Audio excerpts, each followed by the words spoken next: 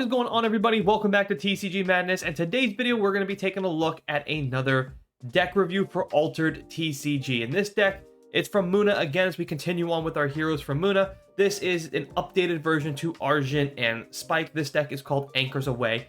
This deck and this one hero from Muna, I think, got some of the best support from the newest set 2, Trial by Frost. So very interesting to see the way I built this deck. I'm very curious to hear from some of you guys. Please just do me the big favor, comment down below if you want to pause right now and take a look at this deck before we get into the hero itself, the actual every card in the deck, the stats, all that kind of stuff. You want to just take a quick pause, take a look at the deck, and if you want to just comment down below if you like this deck, don't like it, if you would change something, what would you change about it? Just, comment all that kind of stuff. That would be really helpful for me, and also too, just kind of want to get a feel from some of you guys out there too. If you guys are enjoying these deck builds, like it, don't like it, just stuff like that. And while you're doing that too, if you can also just do me the really big favor, please hit that like button. If you're new, consider hitting that subscribe button. Don't forget to also hit that notification bell so you guys never miss when I drop a video. With that being said, like all of the videos, let's go ahead and jump right into it, starting off with the hero itself. This is Arjun and Spike. Muna hero, of course, 2 reserve, 2 landmarks, so you guys pretty much know the deal here. His ability is to tap, and then you discard a card from your reserve. The next character you play this turn with a hand cost of 3 or less gains Anchor. Now, with the new ability of Exhausted Resupply, this, in my opinion, this kind of deck, these type of decks, the ones that have a lot of the reserve manipulation, in my opinion, they got the most support out of like all the type of heroes in Altered TCG. So this one is you can take this deck and you can build it in like at least 3 to 4, maybe even 5 different directions. As I was building this deck, I kept going back and forth, putting a bunch of different cards in there. I think I pretty much have settled on this. So let me know what you guys think. Again, of course, that's the hero. Now, let's go ahead and get right into it. Kicking things off, we have 1 copy of the rare Quetzalcoatl, 3/3, 3 across the board. When an opponent draws 1 or more cards, or does a resupply, create an Orders 1/1/1 soldier token in target expedition. We just have 1 copy of this one because this card, of course, when you play it, it's pretty much an immediate removal.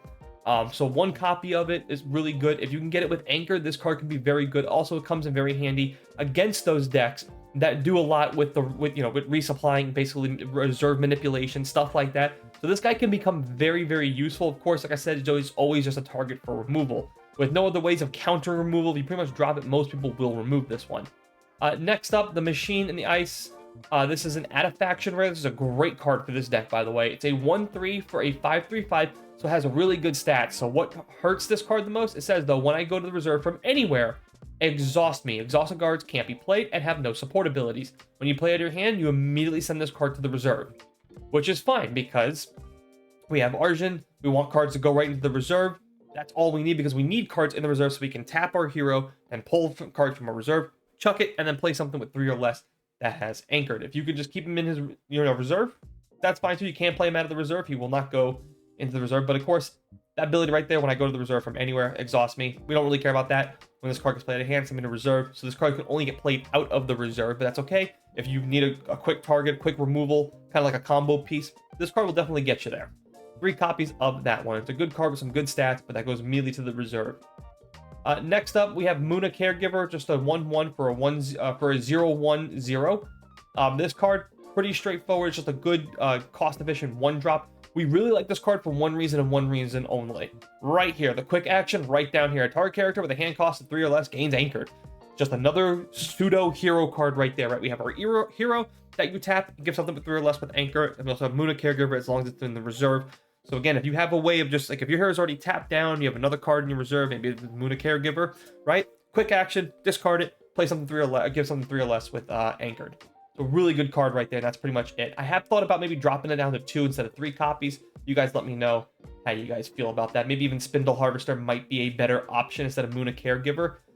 Again, comment down below, agree, disagree. Next up, we have 2 copies of the rare Sneezer Shrooms, a 2/2 for a 1/1/1.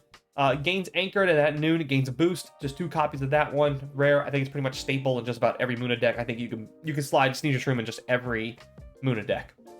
Next up, we have Muna Merchant, a 2/3 for a 3/2/0. It has resupply when you play it out of your reserve. Pretty straightforward. And it does really well to just make sure you're resupplying that reserve so you have reserve manipulation ready to go. We also have from the new set, Potter Otter. It's a 3/3 for a 0/4/4. Each player may put a card from their hand in the reserve. I thought about going with the rare version, but I don't like the idea of constantly allowing my opponent to draw cards. That's one thing with Muna. Muna has a good way of drawing some cards, but like Daughter of Yggdrasil, Repotter Otter, they also allow your opponent to draw cards too. So I'm not in favor of allowing my opponent to draw cards, so that's why I went with the regular version. Also from the new set, we have Yeti. He's a 3/4 for a 2/2/2. I gain a sleep. When another character joins your expedition, it gains 1 boost. This is a great target to give it anchored to, but we have the rare version, which is my preferred choice to give it anchored, because this one says you may have me gain a sleep. If you're able to do this with your hero and have this card gain anchored, you don't go with a sleep, you just give it anchored, and then when you just start dropping some characters and you start boosting this bad boy up. This card with this hero with anchored can get out of control pretty quickly.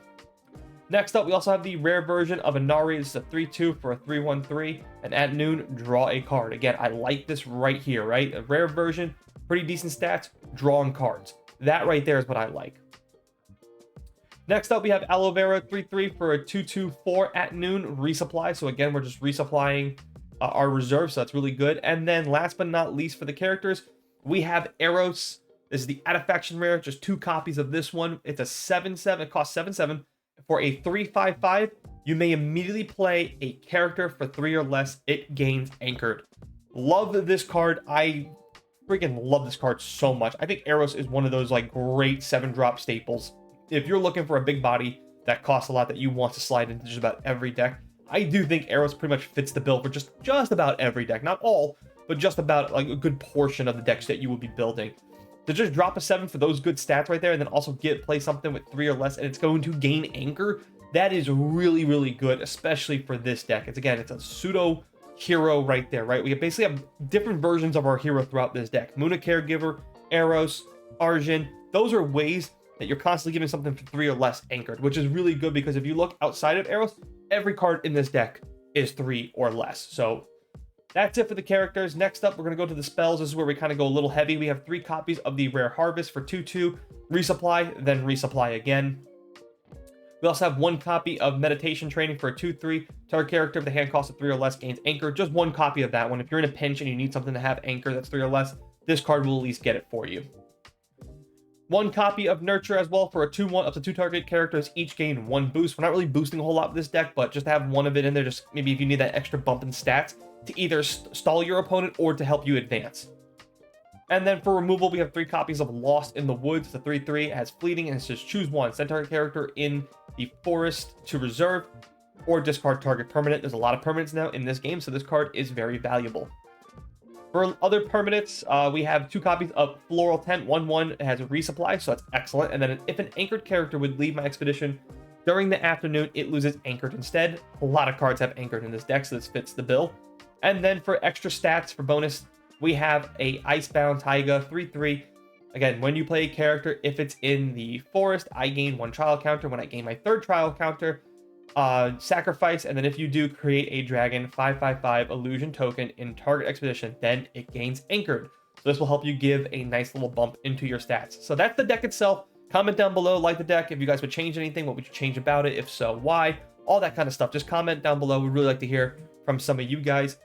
For this deck too, I will give a little bit of like drop a little bit of how to play this deck, because I think with this deck too, a lot of people might get this wrong. They might try to like just out gain your opponent in the zones. That's not the way to play this deck. If you try to do that, the game is going to go poorly for you.